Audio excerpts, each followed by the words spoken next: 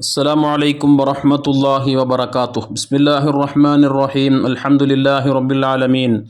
اللهم صل وسلم وبارك على رسولك وحبيبك سيدنا محمد وعلى آله وأصحابه سيدنا ومولانا മുഹമ്മദ്. ഒരു വർഷത്തിലെ 12 മാസങ്ങളിൽ 4 മാസങ്ങൾക്ക് അല്ലാഹു സുബ്ഹാനഹു വ തആല പ്രത്യേകം ബഹുമാനവും ആദരവും നൽകിയിട്ടുണ്ട്. അത് വിശുദ്ധ ഖുർആൻ തന്നെയും നമ്മെ പഠിപ്പിച്ചിട്ടുള്ള കാര്യമാണ്. മിൻഹ അർബഅത്തുൻ ഹുറും, 4 മാസം വലിയ പവിത്രതയുള്ള മാസമാണ് എന്ന് വിശുദ്ധ ഖുർആൻ നമ്മോട് ഓർമ്മപ്പെടുത്തുന്നുണ്ട്.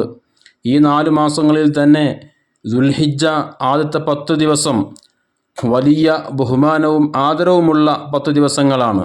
അതുപോലെ തന്നെ വിശുദ്ധ മുഹറം മാസം, അതിലെ ആദ്യത്തെ 10 ദിവസത്തിനും വിശുദ്ധ റമളാൻ ഷരീഫിലെ അവസാനത്തെ 10 ദിവസങ്ങൾക്കും നമ്മുടെ മുൻഗാമികളൊക്കെ വളരെയധികം ബഹുമാനവും ആദരവും നൽകുകയും അതിൽ പ്രത്യേകമായി അള്ളാഹുവിലേക്ക് നന്മകളെ കൊണ്ടടുക്കാനും തെറ്റുകളിൽ നിന്നൊക്കെ പൂർണ്ണമായി മാറി നിന്ന് സംഭവിച്ചുപോയ പാപങ്ങളെ ഓർത്തുകൊണ്ട് റബ്ബിൻ്റെ മുമ്പിൽ കരയാനും തൗബ ചെയ്യാനും ഇസ്തിഗ്ഫാർ തേടാനുമൊക്കെ പ്രത്യേകമായി കണ്ടിരുന്നു എന്ന് നമ്മുടെ പൂർവ്വസൂരികളാകുന്ന മഹത്തുക്കളുടെ ചരിത്രം വായിക്കുമ്പോൾ നമുക്ക് മനസ്സിലാക്കാൻ കഴിയും.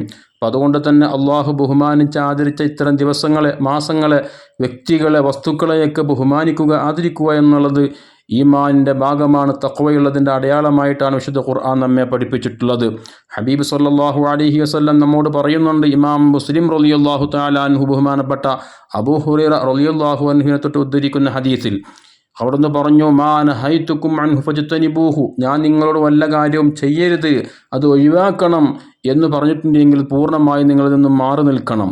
വമാ അമർത്തുക്കും ബിഹി ഫഫ്അലു മിൻഹു മസ്തതഅതും, ചെയ്യാൻ വേണ്ടി കൽപ്പിച്ച കാര്യങ്ങൾ അത് നിങ്ങളെ കൊണ്ട് കഴിയുന്ന രൂപത്തിൽ അത് നിങ്ങൾ നിർവഹിക്കണം. ഒന്ന് നിസ്കരിക്കാൻ കഴിയാത്ത വ്യക്തിയാണെങ്കിൽ അദ്ദേഹം ഇരുന്നോ അല്ലെങ്കിൽ കിടന്നോ നിസ്കരിക്കാം. നോമനുഷ്ഠിക്കാൻ കഴിയാത്ത വ്യക്തി, ശാരീരികമായി പ്രയാസമുള്ള വ്യക്തിയാണ് എങ്കിൽ വിശുദ്ധ റമളാൻ ഷരീഫിൽ അദ്ദേഹത്തിന് നോമനുഷ്ഠിക്കാൻ കഴിഞ്ഞില്ല എങ്കിൽ പിന്നീട് അദ്ദേഹം അത് ഖളാ വീട്ടണം.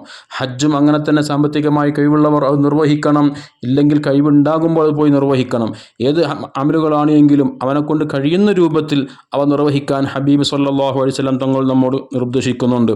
അതുപോലെ തന്നെ അള്ളാഹുവിൻ്റെ റസൂൽ സല്ലല്ലാഹു അലൈഹി വസല്ലം തങ്ങൾ നമ്മോട് നിർദ്ദേശിച്ച കാര്യങ്ങളിൽ പെട്ടതാണ് അള്ളാഹു ബഹുമാനിച്ച വസ്തുക്കളെ നിങ്ങൾ ബഹുമാനിക്കണം, ആദരിക്കേണ്ടവയെ ആദരിക്കണം.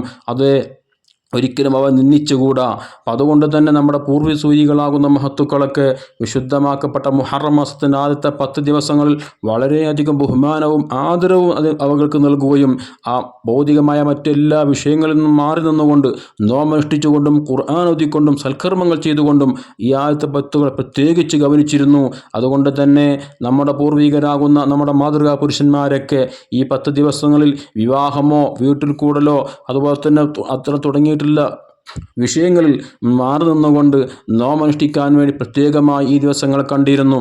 അതുകൊണ്ട് തന്നെ ഈ ദിവസങ്ങളിൽ അഥവാ മുഹറം 1 മുതൽ 10 വരെയുള്ള ദിവസങ്ങളിൽ നമ്മുടെ വീടുകളിൽ വിവാഹമോ അത്തരം സൽക്കാരങ്ങളൊക്കെ നമ്മൾ സംഘടിപ്പിക്കപ്പെടുമ്പോൾ പല ആളുകളും നോമനുഷ്ഠിച്ച ആളുകളുണ്ടാവാം. അവർക്ക് അതുകൊണ്ട് പ്രയാസങ്ങൾ നേരിടേണ്ടി വരും.